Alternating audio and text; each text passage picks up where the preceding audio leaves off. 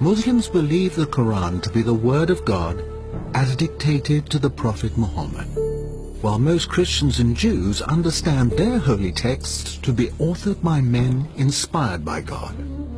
This distinction means that critical analysis of the sacred texts, which has so enlightened Christian and Jewish thinking since the 16th century, becomes an extremely sensitive issue when it's applied to the Quran. And it doesn't help when those scholars who are making the attempt are largely Western non-Muslims. Can their studies really shed new light on the text and its origins?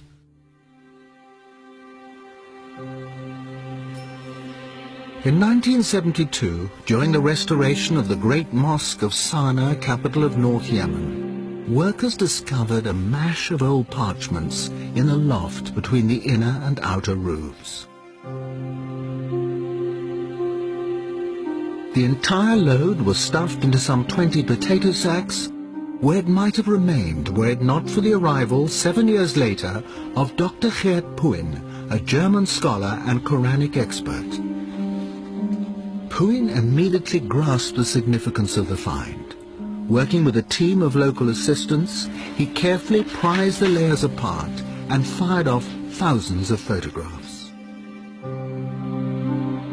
4 fragments immediately caught Puin's attention. They contained the first and last chapters of the Quran, and unlike any other Qurans in existence, they were illustrated with architectural drawings of mosques. A vital clue to their origin. Man kann eben diesen Koran, because of its drawings, because of the art historical context, you can date this Quran very precisely to the time of Al-Walid. sehr genau datieren auf die Zeit von Al-Walid. This is the reign between 705 and 715. 5 und 715. The oldest datable Quran in the world, created some 70 years after the death of the Prophet. From the potato sacks, Puin identified fragments from nearly 1,000 different Qurans. Comparisons between them and the standard Cairo text in use today are startling. These early texts are written in a kind of shorthand with no vowel markings or distinguishing dots, which means that individual words can have up to 30 different meanings. Es ist tatsächlich so, dass man durch die schiere Existenz The sheer existence of so many different possible readings would suggest that this text wasn't passed down word for word. Der Text eben nicht wortwörtlich überliefert. The text isn't as stable as it seems in the Cairo version. In der Fassung von Kairo erscheint. There was another important discovery amongst the Sana'a fragments. The application of simple forensic techniques revealed earlier texts that had been washed off and overwritten.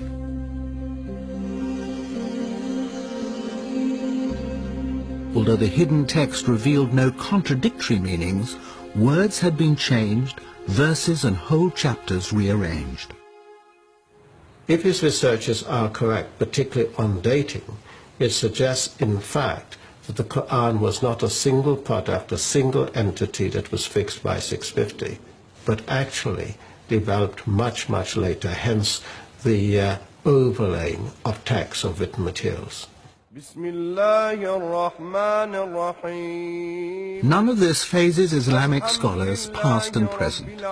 They are adamant that the integrity of the text has been preserved through a strong oral tradition, and if differences occur in earlier written versions, they say these are due to regional and colloquial variations of the same words and phrases. We accept that there is a diversity from the very beginning on very marginal things. It's not changing first the central message of the Quran, the pillars of our faith. In 2001, another German study caused such outrage that all mention of it was banned in some Islamic countries. A book appeared written by an expert in early Semitic languages. It was so controversial that the author published under a pseudonym and will only speak on condition that his identity remains concealed. So gesehen ist es unbedingt erforderlich, den Koran neu zu lesen. In order to understand it correctly, we need a fundamentally new interpretation and reading of the Quran.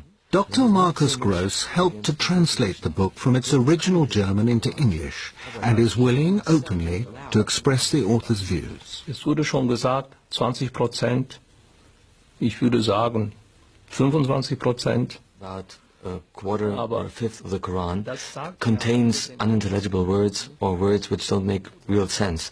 That number can be vastly reduced with a knowledge of Syriac to, let's say, 5%.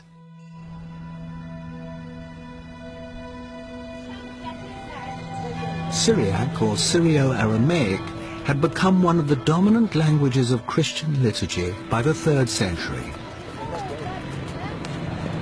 Christ spoke Aramaic, and it can still be heard in remote Christian communities like this town of Malula in Syria.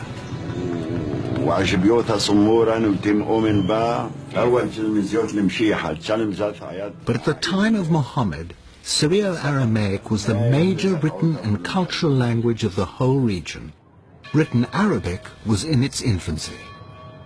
Wir haben bis zum Koran einige Inschriften.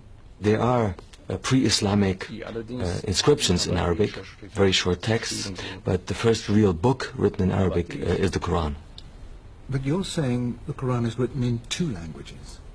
Ja, ich würde sagen, es gibt ja kaum eine Kultursprache von... In many areas in the world, languages mix constantly, all the time. Denn to make it understandable to a speaker of English, you have to go back about 1,000 years. Imagine the Anglo-Saxon peasant talking to his master, who was a Norman and spoke a mixed language of French and an Anglo-Saxon. And you could only understand that mixed language with a knowledge of both. Muslim scholars of the past had the confidence to acknowledge foreign words in the Quran. In the 10th century, Al-Tabari, one of the most respected commentators, identified Hebrew, Latin, Greek, Persian, Abyssinian and Syriac words. The difference, though, is that Luxembourg is claiming new meanings that have never been suggested before. How can one German professor challenge the collective judgment of more than 1 billion people, and on what basis? What method does he use? Ich bin natürlich bemüht, zunächst einmal eine arabische Lesung und eine arabische... Whenever I try to find a solution for an unclear passage, the first step is to try to find an overlooked meaning of an Arabic word which is not used today, but which can be found in old dictionaries, something that the commentators didn't consider. Only if that is not possible, I take into consideration the meaning of the root, of the corresponding root in Syriac, or a possible misreading. Misreading in this case means that the undotted text was dotted wrongly. Then there's also the possibility that a Syriac letter was by mistake written within an Arabic text. Using these methods, Luxembourg examined some of the most obscure passages of the Quran. After Mary has given birth to Jesus, in the Arabic Quran, the archangel says to her, "Be not sad, your Lord has placed a little river beneath you." In Luxembourg's version, "Be not sad, your Lord has made your delivery legitimate." And there are other highly contentious examples. God's command to a skeptic in Arabic, "Look at your food and drink, look at your ass," becomes "Look at your condition and look at your overall state." At the end of the world, the earth steps forward in Arabic. In Syriac, the earth splits open. Plausible to some, but do any of these changes affect the central precepts of Islam? Or is Luxembourg just adding a little poetic color here and there? Was soziale Gepflogenheiten angeht, wie zum Beispiel... It's certainly not key precepts like the existence of God or afterlife, which is challenged by my interpretation, but many everyday customs. One example is the veil. The Quranic verse adduced to prove their position talked about humur, which had to be beaten on the pockets. The sentence was a bit obscure. It's usually rendered that it means cover your head and your cleavage. And if you have a look at the chador, the veil in Iran, for example, that's exactly what is covered. Aramäisch, genau. Dann verstehe ich ein Gürtel. But with my Syriac interpretation of the verse, my translation is, put your belt around your hips. And the belt was a sign of chastity, also especially used by monks. So that makes it much more meaningful. But Luxemburg's interpretation of paradise causes the greatest offense. In the Iranian city of Isfahan, there's a 17th century palace built to represent the gates of heaven. The cool greens of the gardens beyond express the longings of a desert people and are beautifully described in the Quran, along with flowing fountains and the favors of huris, usually understood as wide-eyed virgins. One commentary, but not the Quran, even specifies numbers, 72 for each righteous man. But that doesn't sit well with 7 verses of the Quran that promise the righteous eternal contentment with their wives. Luxemburg believes he has resolved his contradiction. Mit weiß großäugigen Huris verheiraten. There is one passage in the Quran dealing with the Huris, in which it says, وَزَوَجْنَاهُمْ بِحُورَ عِينٍ. We have paired them with dark, wide-eyed maidens. That is the traditional understanding of this verse. If you put the dots on the undotted text a little bit differently, what comes out is, we will make you comfortable under white, crystal-clear grapes. For the suicide bomber, then, not the prospect of 72 virgins in paradise, but in Luxemburg's interpretation, a modest bunch of grapes. German study, as far as I'm concerned, is very Christian-centric. It's influenced by the way Bible has been researched and put together. Bible and the Quran are not the same. It is the connection Luxemburg makes with Christian symbolism that is highly inflammatory to many, but a persuasive argument to others. This 5th century fresco in an Egyptian monastery depicts the archangels receiving souls in paradise. Each archangel holds a grape in one hand, and in the other cradles the departed souls, who are refreshed with bunches of grapes. The grape motif is repeated in the vestments of the priests of the Syrian Orthodox Church, all relating back to Christ's promise to his disciples at the Last Supper that he will not drink again of the fruit of the vine until he is reunited with them in his Father's kingdom.